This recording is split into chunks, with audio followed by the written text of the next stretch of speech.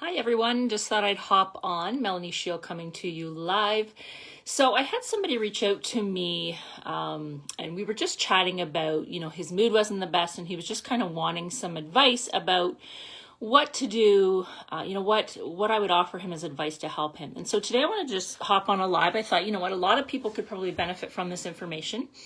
There's a lot of people that, struggle with depression, and especially this year, it's been really, really tough. So I thought I'd hop on and just share some tips and some tricks. What qualifies me to talk about this kind of information? So I speak from personal experience, having kind of suffered from depression myself, but I also speak from working with people in the field.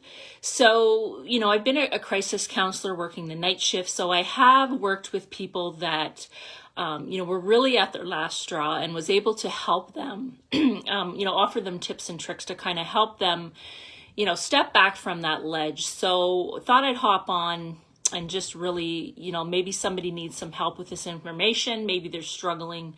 I know right now it's really hard to get help out there, in a timely manner. And I know when you're struggling, a lot of times you don't have time, right?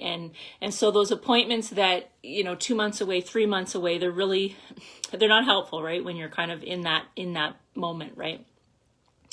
And so this is in no way medical advice, but merely I'm just sharing tips and strategies that have worked for me and worked for others that I've helped. And so, as always, if you find yourself in an emergency, I do recommend you seek out medical attention. So, why is depression so hard to manage, right? And so it's kind of like that big elephant in the room that nobody wants to talk about, but it really shouldn't be that way, because probably a lot of us at one time or another have really struggled with it. Right. And so why is it so hard to manage? And it's really so hard to manage because it's one of those things that's invisible, right? You can't see it necessarily. And so it really gives others in our life a false impression of good health, right?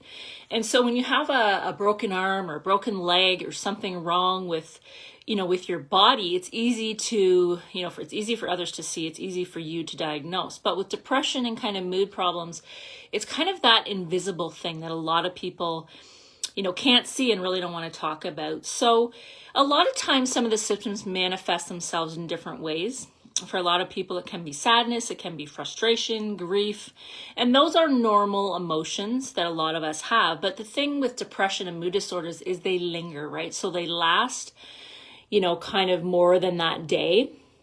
And sometimes they can come and go, right? And so, irritability, anxiety, restlessness, anger management, loss of interest in things that you once enjoyed, fixation on the past. I know when I had depression, it was more of a case where it manifested itself in anger, right? So I had a lot of anger, not so much sadness, right? So it can really manifest itself in different ways. And so to kind of sum it up, really the gist of depression, right, is all these negative thoughts that you have in your head. And we really need to understand that you are not your thoughts, right? So we have a lot of thoughts a lot of the times, and, a lot of times they're good thoughts, but a lot of times they're negative thoughts. And so the emotions that we have, that anxiousness and that frustration and that fear, that can really only be fixed by really digging deep into your thoughts, right? And so that's really what we need to do. And so, we need to identify some of the thought patterns that we're engaging in. So what are some of the thought patterns that might be taking place? So it's kind of that all or nothing thinking, right? It's got to be this way or nothing, right? Overgeneralizing, that's another one. Personalizing. Mind reading, so a lot of times we'll think people are thinking of us a certain way, right? So we all of a sudden become mind readers. Jumping to conclusions, that's a big one. Catastrophe, like everything is bad. It's especially this year, right? It's just the fear and it's that worst case scenario, right? And that's what a lot of us are playing in our head. Disqualifying the positive. So not giving the positive, even if there's small things that happen in your life, not giving them enough weight. And of course, the I should have, could have, must have, ought to have, those kinds of conversations. And so one thing that worked for me, and I used to give it as kind of an exercise to a lot of the people I worked with, and it really is helpful, is to throughout the day, if you find yourself, you're kind of in a funk and you notice that you're just, your thoughts are negative and you just can't pull yourself out of it, this is a really great exercise to work on. And so throughout the day, just take a piece of paper and write down some of the negative thoughts that you're having. The first step is really to paying attention that they're there. But once you know that they're there, just write them down. And then ask yourself kind of some of these questions based on those thoughts. And so what I would do is I would have, kind of a list, and I would list out the thoughts, and then I'd have a couple columns beside there with these questions to answer based on the thought that I had listed. So number one, is this thought helpful? Right? And so that's the first question you want to ask yourself. Number two, can you spot any of the negative thinking patterns that I talked about above? So all or nothing thinking, overgeneralizing, personalizing, mind reading, jumping to conclusions, disqualifying the positive, or I should have, would have, could have statements. Number three, is there evidence for this thought? And that's a big one because a lot of times there's not evidence, right? We have these thoughts and we have these fears, but there's not even evidence backing it, right? If you think about a lot of the times the things we worry about, 90% of them don't even happen, right? And so we expel that energy worrying about something that doesn't even happen. Right, and so that's number three. Is there evidence for this thought? Number four, would you say this to somebody else? Right, and that's huge because a lot of times when people talk down on us or use words to describe us that aren't true, we really have a problem with that, right? And we resist and we become combative. But somehow when we use those same words to define ourselves or speak to ourselves that way, it's not an issue, right? So it's kind of that double standard. So would you say this to someone else? Number five, are there other ways to look at the situation? Right. And so sometimes we can, I find depression is kind of like, how when you get out of the shower and you have the mirror, right, and it's fogged over.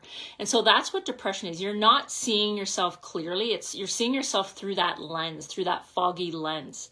Right. And so sometimes if we can remove some of the fog, we look a little different, right? We can look at the situation a little different. So are there other ways to look at the situation? So now just some helpful tips. So that's a really great exercise to really get your thoughts shifting, get your negative thoughts shifting to positive thoughts. And so here's some everyday tips that kind of can help you. So exercise, right? Now I know when you're down in the dumps that, you don't want to hear, okay, you should go to the gym. That's going to help you. Because even at the best, when we're feeling the best, going to the gym is not usually pleasant. But even just that little, go outside, walk around the house. Just something small, right? A little bit of exercise, getting some fresh air, getting your body moving. Number two, working on changing your thought patterns. Now, this is a skill set, but once you can master it, and so it's what I'm teaching a lot of in my Red Heal Empowerment group, is really mastering the thought process, understanding how your mind works, the subconscious works, your conscious mind works, and really learning to master those thoughts. And so we can actually create new neural pathways in our brain by just changing our thoughts. So I like to use the example of a river. A river is going to kind of flow a certain way, but as soon as you take kind of one side of it and dig out an area or remove a big rock, right, the river's going to start going in another direction. And so our thoughts are the same, right? And so, how our brain kind of works is it sends signals from one region to the other to kind of feel a certain way, behave a certain way.